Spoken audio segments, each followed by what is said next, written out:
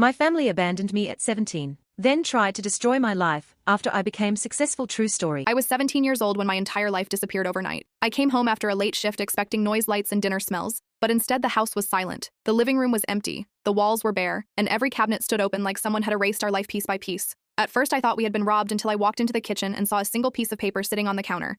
It read, "You are strong, you will figure it out." There was no goodbye, no explanation, no phone number. Just that sentence. My parents and my younger brother had packed everything they owned and moved 2 states away without telling me. I waited all night thinking maybe they would come back, but they never did. 3 days later, the landlord knocked on the door and told me the lease had been canceled and I had 1 week to leave. I remember nodding like I understood. Even though my mind felt completely blank, I had no savings, no relatives nearby, and no idea what to do next. The first night after moving out, I slept on a friend's couch pretending it was temporary. By the 4th night, I was sleeping in my car parked behind a grocery store, trying not to be noticed every morning. I cleaned myself in public restrooms and changed clothes before walking into job interviews, pretending I had a normal life. I learned quickly that survival leaves no space for self-pity. I worked wherever someone would pay me. Washing dishes, cleaning offices, unloading trucks, anything that kept me moving forward. I ate cheap food, sometimes just peanut butter straight from the jar because it was affordable, and filling nights were the hardest because silence gave my thoughts room to ask questions I didn't want to answer. Why wasn't I worth staying for? What had I done wrong? Eventually, I stopped asking because the answers never came. Instead, I focused on control. The only thing I could control was effort.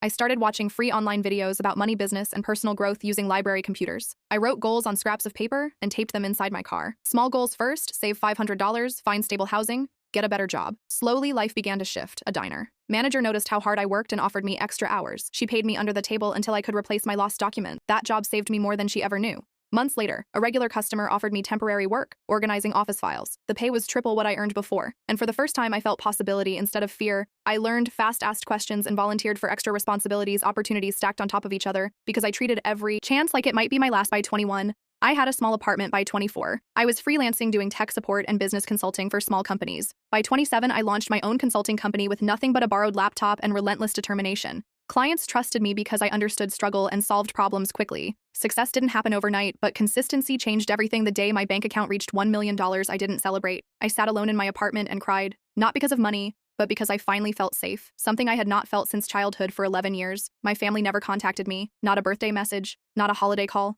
nothing. Then one morning, everything changed. My assistant walked into my office looking confused. She said there were 2 people downstairs claiming to be my parents. My heart dropped. I hadn't heard those words in over a decade. Curiosity won over fear, and I agreed to meet them when they walked into the room. They smiled like we were reconnecting after a short vacation. My mother hugged me without asking and said, "We always knew you would succeed." My father sat down and immediately started talking about financial struggles, medical bills, and how difficult life had been for them. I listened quietly, waiting for an apology that never came. Instead, he said, "Family helps family," and asked if I could support them financially. In that moment, something inside me shifted. I realized they hadn't come back. Because they missed me, they came back. Because I had something they needed, I told them I needed time, and left the meeting shaken. Days later, I learned something worse. A distant relative sent me screenshots, showing that for years my parents had told everyone I ran away and stole money from them. They painted themselves as victims, while I was surviving alone. The betrayal hurt more than abandonment, because it meant they had rewritten history to protect themselves. I agreed to meet them one last time. This time, with my lawyer present, I asked a question that had lived in my mind for years. "Why did you leave me?" My father answered calmly, "You were always the strong one. We knew you would survive." Those words felt heavier than any insult,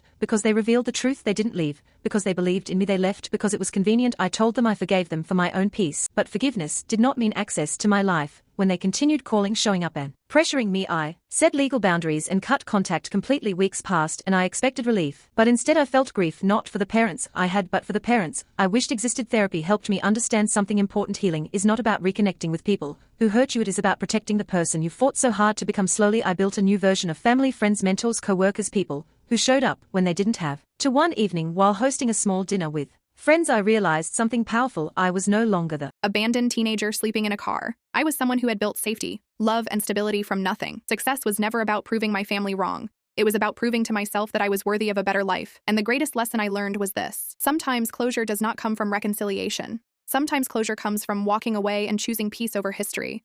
Because real family is not defined by blood. It is defined by who stays when leaving would be easier. And for the first time in my life, I understood that I had finally figured it out.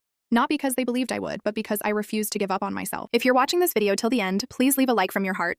Let me know in the comments how it made you feel. And don't forget to subscribe, because I'll keep bringing you more satisfying and relaxing stories.